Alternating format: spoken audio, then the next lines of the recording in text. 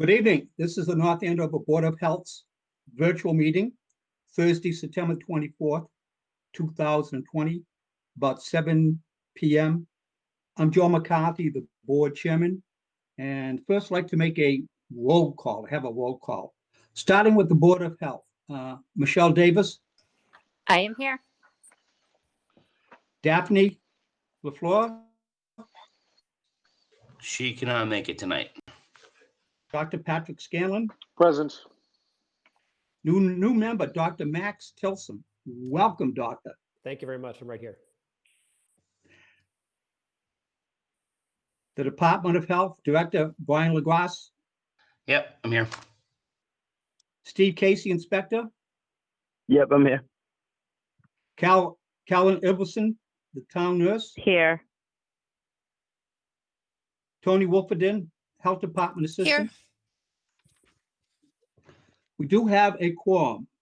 Call to order. Before proceeding, the governor's comments on open meetings must be read in its entirety. Sorry about that, Patrick. That's okay. Pursuant to Governor Baker's March 12, 2020 order suspending certain provisions of the open meeting law, GLC 38, Section 18, and the governor's March 15, 2020 order imposing strict limitations on the number of people that may gather in one place. This meeting of the North Andover Board of Health will be conducted via remote participation to the greatest extent possible. Specific information and the general guidelines for remote participation by members of the public and or parties with a right and or requirement to attend this meeting can be found on the town's website at www.northandoverma.gov. For this meeting, Channel 8 of Verizon, Channel 26, or online at www.northandovercam.org. No in-person attendance. Members of the public will be permitted. Every effort will be made to ensure that the public can adequately assess the proceedings in real time via technological means. In the event that we are unable to do so, despite best efforts, we will post on the Town of North Andover's website in audio or video recording, transcript, or other comprehensive record of proceedings as soon as possible after the meeting. If the public would like to participate in public hearings, please email your questions, comments prior to or during the meeting to blagras at northandoverma.gov. That is BLAGRASSE at northandoverma.gov. The question comment will be read during the proceedings and reported to accordingly. Next time I will type this in larger type because I'm struggling reading it. It's so small. Anyway, going on, approval of minutes. This is Michelle Davis. I reviewed the August 27th minutes, made the necessary edits, and were made, and it's ready for board approval. Is there a second? Second. Okay. It's Pat. All in favor, say aye. Aye. Aye. Opposed? Meeting minutes approved. New business introduction. Dr. Max Tilson, MD, new board member. Dr. Tilson, heard a lot about you. We had, for those that are not aware, he and I had spoken with each other earlier this week. And welcome aboard. We certainly need you, particularly in this time of the pandemic. At that, can you tell us a little bit about yourself, Doctor? Sure. The shoes I'm filling are obviously very big with Frank having stepped down. He is a colleague and friend and also a gastroenterologist, as am I. This is my first board of health that I've ever been a member of. I do work with both hospitals, Lawrence and Lowell, in their endoscopy unit. It helped to run that and have worked a lot in the last 6 months to figure out ways to pivot towards dealing with the pandemic. So it's been an exciting challenge for sure. Moved to the North Andover about 10 years ago from Boston, and it's the best move I ever made. Yeah, fortunately, we have two doctors on our board, and particularly during this time of concern with the pandemic. Going forward, Doctor, what we do is ask questions. The board and the department that hopefully you'll be in a position to provide some insight and guidance to, because there was a lot of misinformation out there. At best, it's very difficult to find out what's going on, especially considering that this pandemic, unfortunately, has turned to be very political in our country. Discussion on changing the body art permit expiration date. Steve? Yeah, so this is something Brian and I had talked about a little bit. Typically, the body art practitioner permit and just all their permits in general, as well as the establishment permit, renew at the end of the year on December 31st. From doing the inspections last year and talking to the body art practitioners and also the salon owners in town, it was pretty obvious that the end of the year with the holidays and New Year's was a super busy time for them. So instead of trying to get them to possibly lose business by blocking off time to schedule an inspection with us and just trying to fit in an inspection during a hectic time of year, generally speaking, we figured we'd try and make it a little easier for everyone and just see if we could move the expiration date for the permits to sometime maybe in the end of the spring, beginning of summer, when it's less hectic for them and less busy, just to make it easier on everyone. That seems reasonable. Brian, we don't need a motion on that, do we? No, we can do it administratively here. Just want to give you guys a heads up and get your approval before we change anything. Might as well make it like an even June 30th or something like that. That works. Yeah, they indicated to us that the summer is definitely slower. The holidays is like their busiest time of year, and to have us go in there for an hour when they're completely booked is difficult. So we're trying to help them out a little bit here and kind of appease what they want. So it makes sense to me, and I'm fine with it. Other questions, comments on that? Okay, moving on to the COVID-19 update, and this is primarily for Dr. Tilson. The complexion of our meeting simply has changed over the last 6 months or so. The focus right now is this pandemic, what's happening in our town from a regulatory perspective and also from a personal perspective. Before I turn this over to Brian in just a few minutes, I just want to comment on COVID-19. I want to mention the death of Rosalie Sedita, a lovely lady who I knew. Although I don't believe she died from the virus, her life was adversely affected by the virus. As an elderly senior, and she would be 94 this coming Monday, she was very active in a senior center. Matter of fact, for 18 years, she was very active. And this was mentioned in her obituary. There was even a mention that in lieu of flowers, contributions to the North Andover Friends, which is a charitable organization for needy town seniors, would be appreciated. She wasn't even a town resident. She lived in Boxford, but as so many other seniors who live out of town, she frequented our senior center for all that's offered.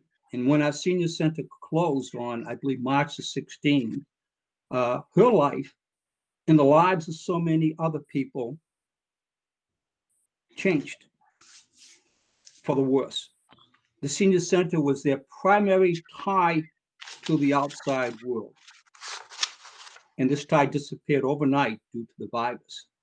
For so many people of all ages, this virus had resulted in increased anxiety, depression, and suicide, alcohol and substance abuse, child abuse and spousal abuse, etc., etc., etc.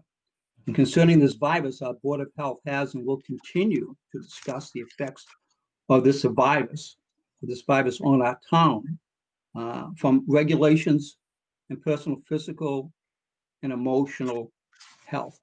I'm sure that in the future, books are going to be written, probably for hundreds of years, if not longer, on this virus. I mean, we've done a lot.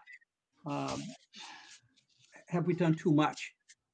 I don't know. No one knows at this particular time, but we do know that in addition to the deaths that the virus has caused, it's shattered so many lives.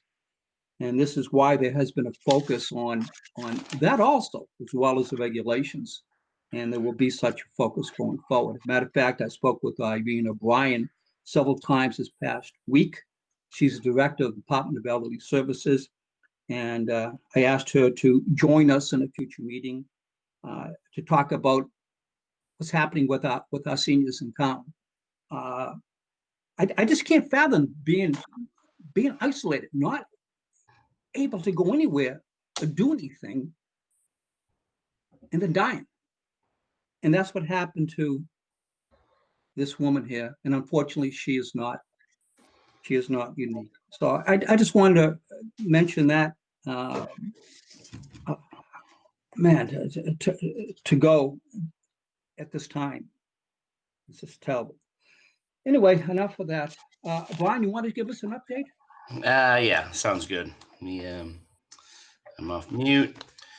Good evening, everybody. Good to see you all. It's been a month since we had our last meeting. Just going to go down, go through some of the numbers to give you guys a quick little COVID update and then a quick department update. Start with the basic numbers and kind of go from there. The state numbers overall are still looking really good. We're in green in 4 of the 6 health metrics that the state is monitoring closely. The last 2 are still yellow, same as last month. Massachusetts had 542 positive cases yesterday out of 21,000 tests and 455 today out of 19,000 tests.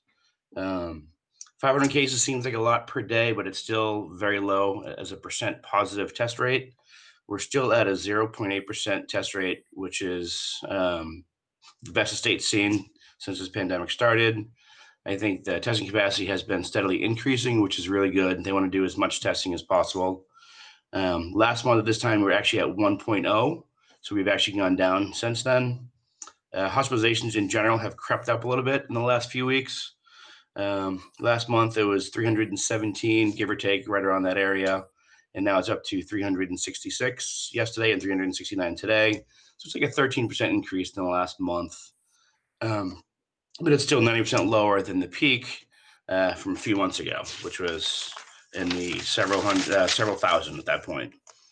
Locally, we've had a small little uptick in our cases here, which is a result of a cluster at Merrimack College. I'm sure you guys have all seen the news. I'll let Caroline talk about that a little bit later on with our local numbers in more detail, but in general terms, it's gone up a little bit. One of their dorms, a freshman dorm, has had a small outbreak.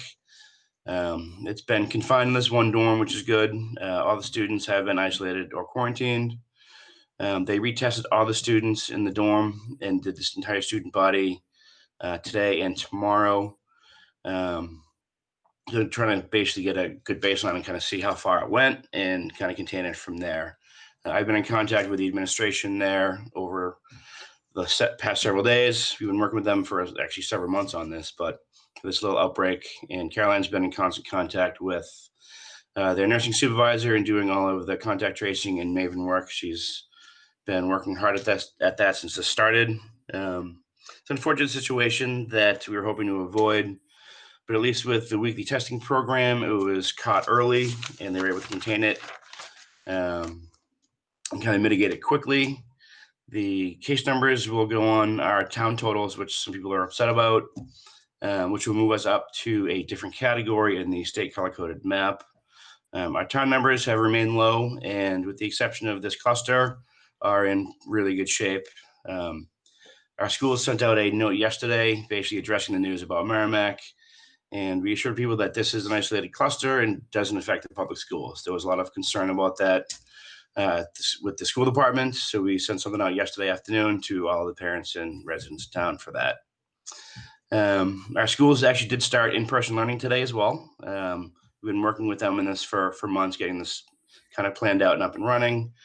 The schools did adopt their hybrid model, and it finally began after weeks of debates and things like that. So, and a lot of people were excited to take this next step in the reopening process. I guess one thing the public schools don't have to worry about is a freshman dorm and creating their own little cluster. So that's good. We are still in phase 3, step 1. I think the event guidance and the indoor-outdoor gathering criteria is going to be changing early next week. So we'll be waiting to see what kind of changes are announced from the governor's office, hopefully on Monday. The state is also has their Stop the Spread campaign still going strong. They have over 20 sites all across the state. Our closest one is Lawrence General, and it's free. So we always recommend that people get tested if they don't feel well. And this is up and running through the end of October. As of now, that may change, but as of right now, it's going through October 31st. We're also gearing up for flu season. So that's right around the corner. We're getting everything planned right now. We also are hiring a temporary part-time nurse to help with setting these up and running these. We're just kind of overloaded over here. We also got approval to hire a part-time temporary health inspector to help us out with just the guidance with the businesses and restaurants, complaints, mass complaints, things like that. So I think the restaurant guidance is also changing next week. I'll let Steve get into that. And I will pass it off to Caroline for her little local update. Thanks, Brian. Hi, everyone. So yes, as Brian has mentioned, our numbers have seen an uptick over the weekend or even last week. I was, in contact with cases who I was kind of waiting on their labs to come in, and, reached out to the help desk at the state, lab reporting. And then over the weekend, we got like 6 new results, all from the week before. So there was some, IT issues, I guess, at some of the lab testing sites. I know Lawrence General had an IT issue, so a lot of their labs were filtering in a week or so later. Usually we get them within 24 hours to 48 hours from that Stop the Spread site. So that, gave us a little bump. And then, of course, everything with Merrimack on Tuesday and ongoing has definitely brought our numbers up. So right now, our grand total is 478.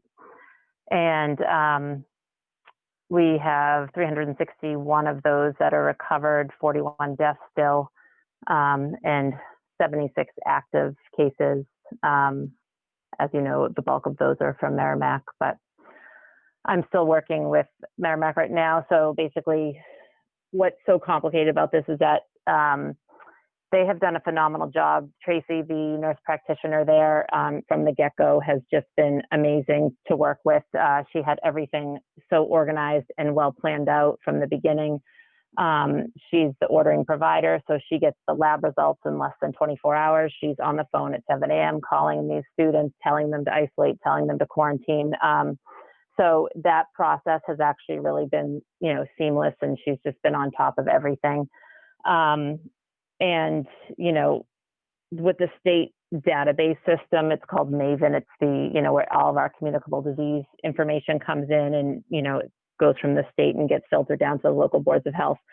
Not all of the colleges have been trained in a timely enough manner because it kind of rolled out too close to when colleges were going back. So I'm doing all of the MAVEN input right now, which is there's a lot going on. So it's been, it is what it is. And so I'm working with them through that, working with the state. We've had a couple of meetings in the last couple of days. The state said, they kind of praised Merrimack because they caught this early. They shut down the dorm when it was, 6 or 8 cases. And so it just kind of, snowballed after the fact, but they were on top of everything from the beginning. And of course, I have been also doing the normal contact tracing in the town, following up on antigens and other positives, also getting ready for flu season, have been doing some home visits, went out to senior housing last Friday and last Monday and did all my curbside clinics there. I have a senior center flu clinic on Wednesday the 30th and Friday, October 16th, and working on getting out to fire department, police department, DPW, and we're organizing a drive-through flu clinic for Sunday, October 25th at the high school, and still working on those plans. Callan, that's this is Joe. Speaking of the flu shots, I signed up online, town website, to get a shot by you. And I just wanted to say that anyone that wants to get a shot from our town can do it online. Can you comment a little bit about, because I've heard a lot about the importance of getting a flu shot right now, considering that we're in the midst of a pandemic. Can you or Brian or someone else comment further about that? Yes. So, I mean, it's always been strongly encouraged that, everyone get vaccinated for the flu. I think a lot of people are hesitant to do so because they feel like, oh, I get the flu, even though, I got the flu shot. And, it's not 100%. They try their best to kind of match the virus strains with the vaccine. But, if you get the flu shot, you're less likely to be as sick as you would be if you didn't get the flu shot. So your illness will be, instead of maybe 7 to 10 days, it may be 4 to 5 days. And instead of being severely ill, you might just be, mild to moderately ill. So it does help, even though you may not feel like it helps, it does help. And with COVID now, circulating, it's even more important because, it just gives you more protection against fighting the flu. It doesn't protect you from COVID, but it protects you, more from the flu if you didn't get the flu vaccine. So it's just trying to limit, the amount of illnesses and the amount of things that you're exposed to. And so, and now they have a mandate for school-age children to get the flu vaccine. So. How effective was this flu shot last year? It was, I don't have numbers for you, Joe, but I know it was more effective than the year before. Fine, comment on that? Yeah, I think the important thing for people to remember is that the flu is a respiratory virus, just like COVID. So by doubling up on two respiratory viruses at this time of year is definitely a concern. So by getting your flu vaccine, you will reduce the number of people that get the flu, the severity of the flu that they get it, and reduce the number of hospital visits that may be needed. So that's a big component of this and why the governor mandated flu shots for all school-age children prior to December 31st. So that's a big hurdle that everybody's trying to look at and overcome right now, just because of the number of doses that we have, the number of doses that are available. Hopefully there are more coming down the pipeline at this point, but that's one of the big things is you have two respiratory viruses. One has a vaccine, one doesn't. If there's a vaccine, get it into your population, your community, and reduce the chance of severity of illnesses that would need hospitalizations. So. Can I clarify something? There is enough flu vaccine. So just so people aren't panicking. I'm sorry, yeah, I mean, our town, for us to have. No. Yeah, so the way the children's vaccines work is that the state actually gives them to us for free. And the reason for that is the Vaccines for Children's program. They don't want any child who doesn't have insurance to not be able to be vaccinated. So all childhood vaccines are given by the state health department. So as far as what is allotted to health departments, we only usually vaccinate maybe 200 kids for our whole town through our family flu clinic. So every year it's like, okay, you can have 250 vaccines, and they kind of go based on what you've done in the years prior. So we did advocate for more flu vaccine. We have 450 doses, which again is not enough for the population, but the state has said that, 80% of our Massachusetts kids are vaccinated for the flu every year, and they do have enough to meet that 80% as well as the other, 20%. So it will just have to be something where if we go through our 450, we can put in for more doses and that, and so forth. Thank you for clarifying that. I didn't want to scare people. So Yeah. the governor says that this flu shot is mandated. Is that for public and private schools, or just public? Yes. Really? All school-age children, even online remote learning. Public and private schools. Interesting. Yep. Hmm. Yeah. So even if And you this- choose to online learn, you still have to get it, Yes. even if you're not going into the school. And this flu shot, it's the same. It's a quad this year. Same for everyone. Yes. Okay.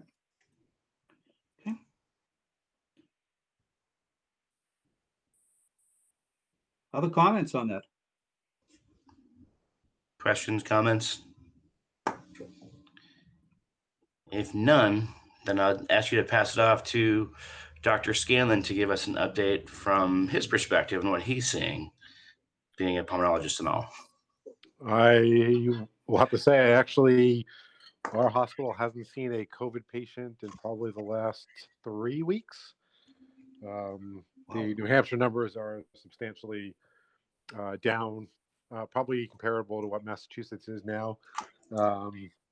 But I will be starting a new position come January 1st, covering Lawrence General and Holy Family System and their ICUs. So I will have more of a finger on the pulse of what's going on. But I'm definitely a big advocate for everybody getting the flu shot and the new mandate for all children to get their flu shot as well. I think that was a great move by the state to mandate that. And I will also say that I have my son in doing pre-K, and he's back full-time in the school district, and they have done a phenomenal job with sanitizing everything, and the air system within the schools has been phenomenal. So I definitely say that the school district has done a phenomenal job as well.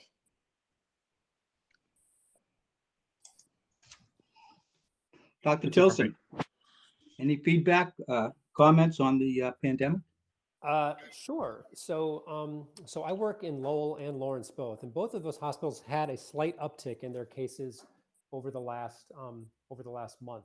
Specifically, Lowell more than Lawrence. Lawrence has done a tremendous job.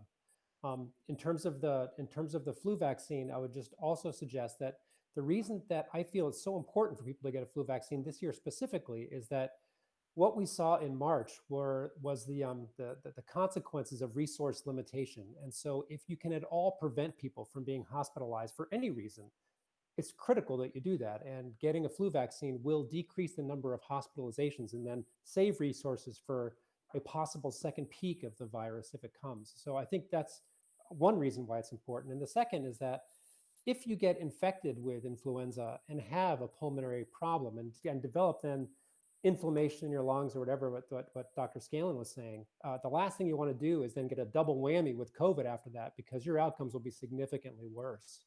So Joe, the reason to get a vaccine is to protect our limited resources and then to protect yourself from having a more severe case of COVID if you get exposed to it and have previously been exposed to the virus.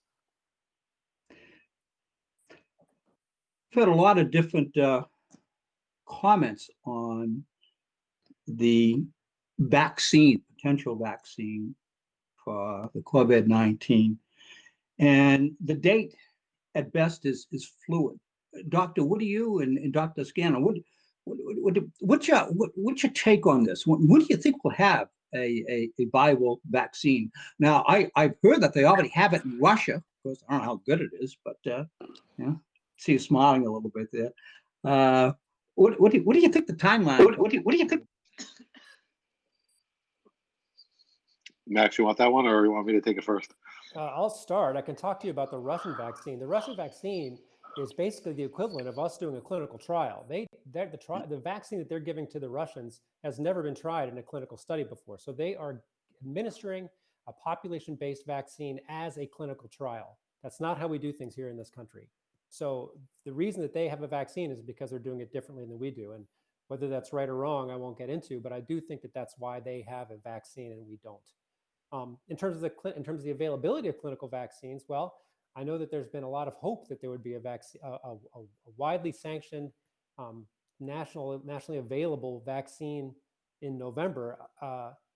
That would be remarkable if that were the case. I would certainly hope that's going to happen, but I'm not sure if you can rely on that at all, Joe. I mean, I'm hoping that we'll have a vaccine by the new year. And the way that these companies that are working on this are extraordinary, and how much effort they're putting into it, the resources they're putting into it, the community support behind it. It's really something to watch. I mean, for people who have been involved in the vaccine world, this is something that has not ever been witnessed like this before. It's pretty extraordinary. But I think that hoping for a vaccine before the new year, at least one that's effective and vetted and clinically proven, is optimistic. But I'm not sure it's realistic. Yeah, I agree. I think it would be extremely optimistic, but very much not realistic for November. I would say the more realistic time frame would probably be maybe January, February, with a goal, according to the CDC, to fully vaccinate everyone by the summer of 2021.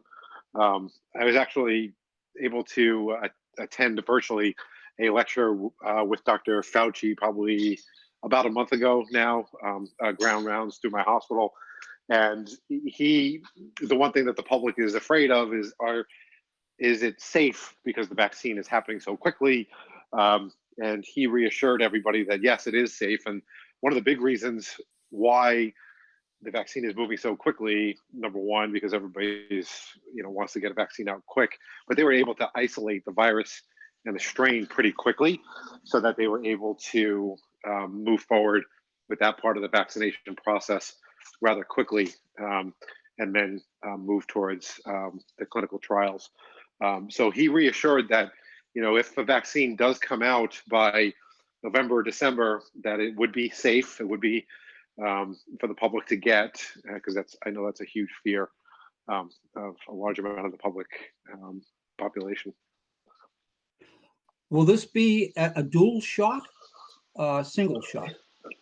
I think that's still up in the air. I think we're waiting for the clinical trials to come out. I've heard both ways so far.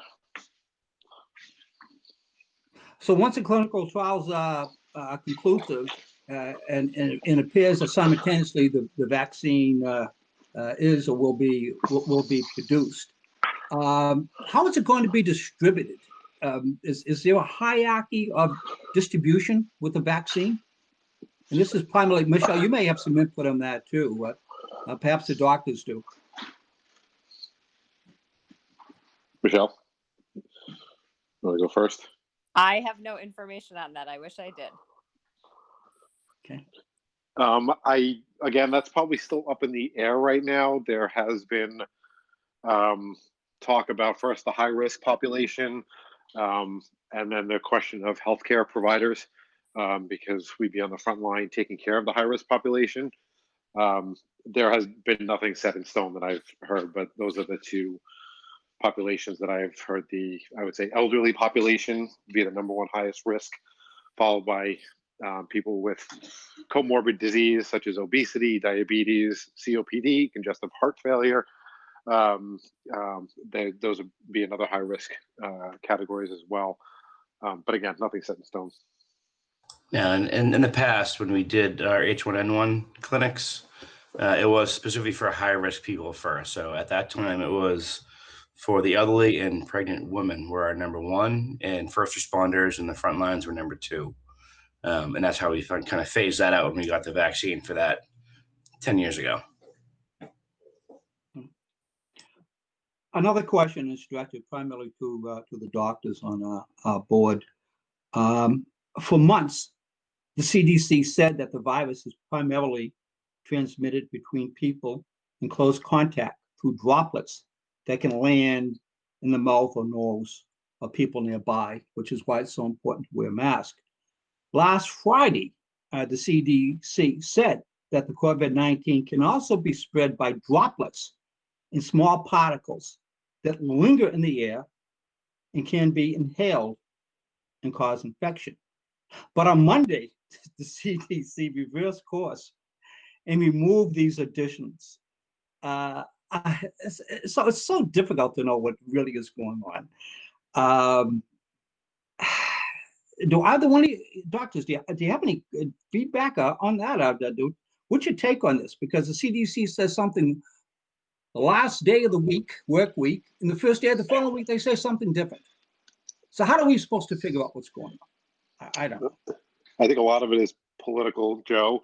My advice would be is that everybody should just err on the side of caution and, plan for the worst as far as how you use your PPE. Regardless, masks are going to be your best way to avoid transmission. So I think regardless of how the CDC is, putting in guidelines, taking away guidelines, putting in new guidelines, taking away new guidelines, my biggest piece of advice is just err on the side of caution. And masks are really going to do the job for everybody. Dr. Tilson, what's your sense on this? Oh, gee, Joe, I have little to add to that. I mean, I think at the end of the day, the main constant is, as Patrick said, the main constant is you wear a mask and you protect yourself. And whether it's droplet spread or whether it's airborne or whatever, that mask is going to protect you. So do that, and you protect other people that are around you too, in case you're carrying it without symptoms. And speaking of wearing masks, Brian, has there been any issue or concern with not wearing masks in our town? The complaints have actually dropped off a little bit for the masks. I think in the first wave, there was a big push and a big lot of complaints coming in for people in stores, people in restaurants, people like working behind the counters, not wearing masks. I think everybody now, we've been around town and following up on these complaints since day one. We have talked to every business in town here and expressed the need and the governor's orders and the mandates to wear masks. So people are way more compliant in businesses. I think maybe you still see people out and about that aren't working. They're either walking on the common or walking down the street, not wearing masks, versus employees in businesses and staff not wearing masks. So I think some people have gotten a little complacent, but at least in places of business and people that are professionally employed, compliance has been very strong, which is good. How about restaurant closings? Any additional restaurants closed since last month's meeting? No. I'd read that it's anticipated that about 20% of all restaurants in Massachusetts will permanently close because of this virus. Possible, yeah. I think the lack of indoor seating, the lack of bar business. I know a lot of restaurants have large bars that are very profitable. And at this point in time, when you can't sit at a bar and you only have your high top tables or your booths open, and outdoor seating is being reduced at this point just because of the weather's getting colder. So people are dining outside less, and there's still less indoor capacity. So I think restaurant owners will start to feel it in the next couple of months, I think, once everything is too cold to be outside. It's unfortunate. And hopefully with a vaccine in the near future, things will start to ease up. I know most of the numbers are down. I think we are still in phase 3, step 1. I think getting back to school is this next big step. Once we get past this hurdle, seeing how it goes, seeing how the clusters evolve, we can hopefully move to phase 3, step 2 in the near future. And that will open up more capacity indoors and things like that. And you mentioned earlier that you suspect that there's going to be further regulations from the state as soon as possible this coming Monday. I heard on the radio today that one of the regulatory changes will be to increase the parties at restaurant from 6 people to 10 people. Of course, the bars are still off limits. I don't really know why, because in New Hampshire, they're not off limit. And you can still maintain the social distancing, but nevertheless, they're off limits. Joe, I thought that bars were going to be allowed to a certain degree. Yes. Yeah. Next week, they are opening up more capacity for bars, which Oh, they restaurants are? love. Yes. I misunderstood you. So, Steve, correct me if I'm wrong. I think the guidance is supposed to be coming out next week. They will allow some bar seating. If there's a bartender that is going to be within 6 feet of that stool, that bar seat, there has to be a plexiglass barrier that goes up to a Yep. certain height and then has enough of an opening in the bottom to pass through food and drinks. But there will be a plexiglass barrier. Parties are being allowed to increase to 10 people as opposed to 6, which is the current guideline. And I think there may be more after that, but I'm not sure any of the other nuances that are going to be coming out next week. Yeah, the big changes so far are the party size, as you guys had mentioned, that's being raised to 10 people at max. And bar seating is allowed if, like Brian said, you can put that plexiglass barrier up, and it has to be at least 30 inches high off the bar to separate the bartender or any staff behind the bar from the customer. And they can have an 8-inch gap for basically putting food and drink under. And then kind of on par with the other parts of the regulation regarding seating, parties have to be seated at the bar. You can't get standing service, and you have to space them out at least 6 feet from any other party that might be standing there or sitting there. Sorry. Thank you for that clarification. Other comments on the COVID-19? Brian, I have a question about the schools. Is there any plan that if the numbers stay down, will there be more of a in-person presence, or is it this is the hybrid model and this is the way it's going to be for the year? No, it's a fluid plan that you can scale up or scale down depending on the course of the virus. So as it is now, they're starting with the hybrid model, and I think they will, depending on how things go, we'll be able to ramp up and hopefully in the near future be able to increase the in-school part of it. I think the state as a whole is just monitoring the numbers, seeing how this plays out with this many people getting back into indoor environments and with more contact. I think the key metric will be following the private schools, since most of the private schools have gone back fully in person, and there's been a large increase in students going to private schools this year. I think I read that the Boston Catholic school system has seen a 4,000 increase in students because they want in person. So it'll be interesting to see what kind of numbers come out of those schools. Yep. And to be more precise, to be more precise, I read 4,100 student increase. That's a very large number, to say the least. Yep. So I think just to clarify that, I think a lot of those independent schools are going back to a hybrid model, not just full bore in-person learning. I think some of them might be, but I think lots of them are still doing a hybrid base at this point. And there's certain schools too in districts in Massachusetts, such as Pittsfield, Springfield, that have just virtual schooling right now. So that's a lot of changes, to say the least. A lot of politics involved too. Mm-hmm. Yeah. Other comments on the COVID-19? I will just say my kids are cohort A, so they returned to hybrid model school today in North Andover.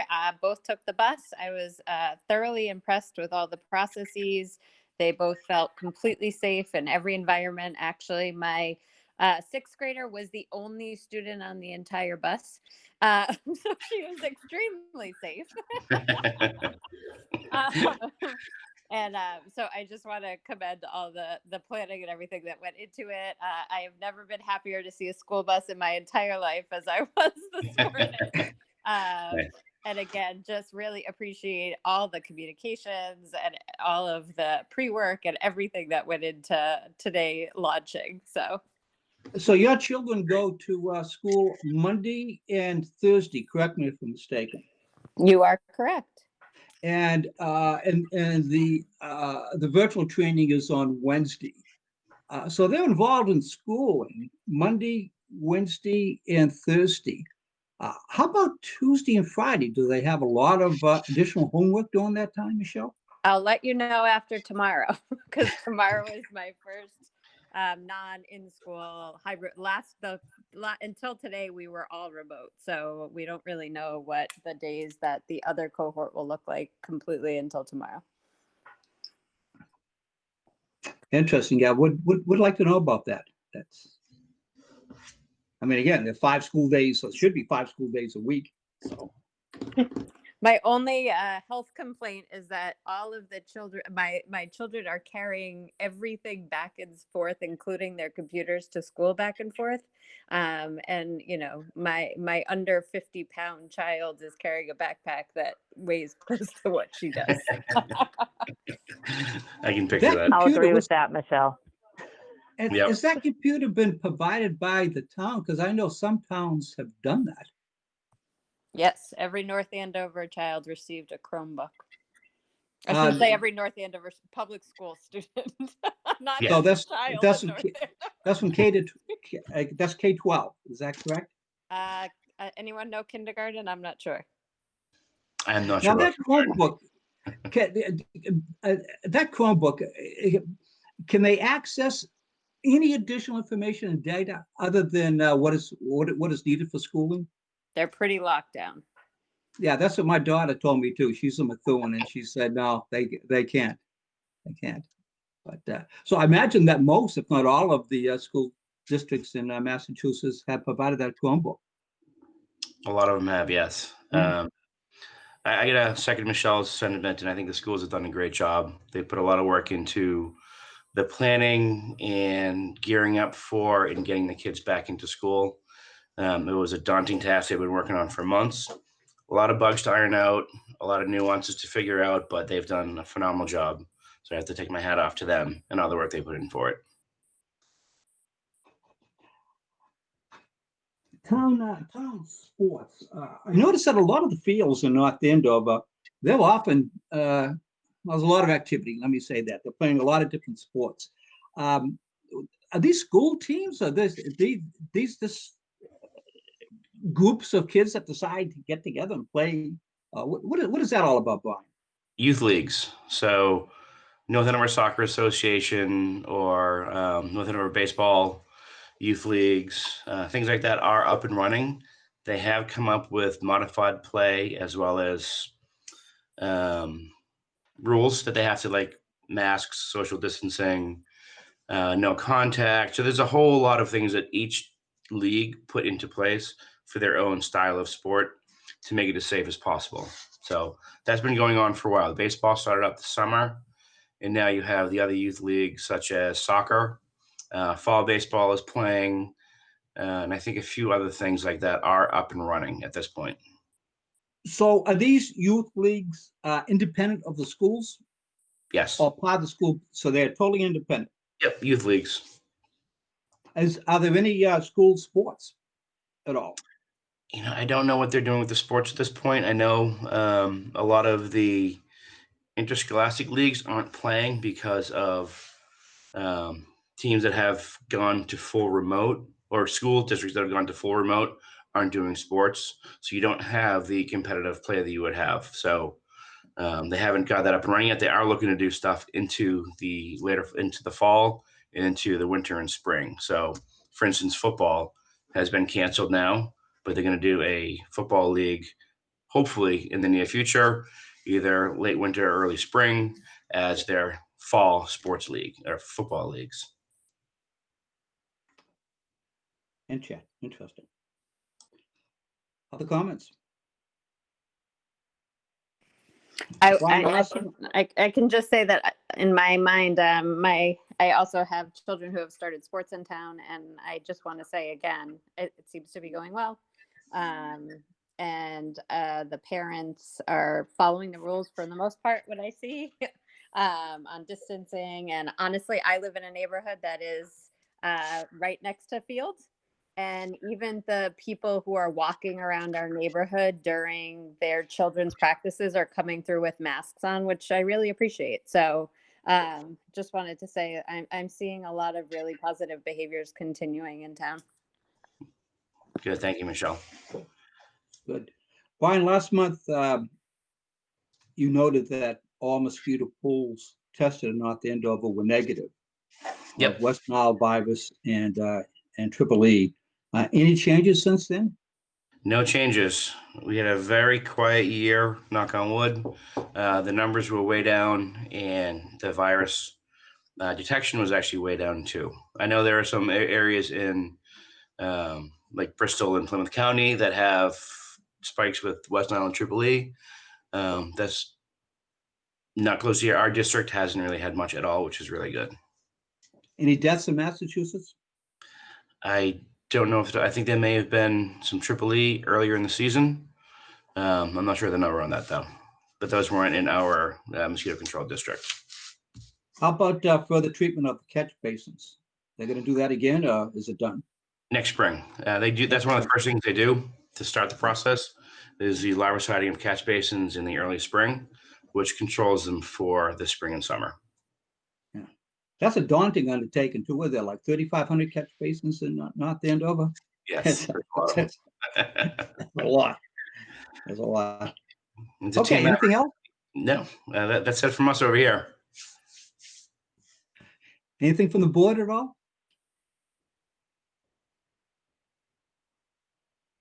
You're doing good, Joe. Then at that, I think we need a motion. Dr. Chills want to make his first motion? Very exciting. A motion to adjourn. Second. All those in favor say aye. Aye. Aye. That's it. Unanimous. Meeting All right, is. thanks, everybody. Thank you.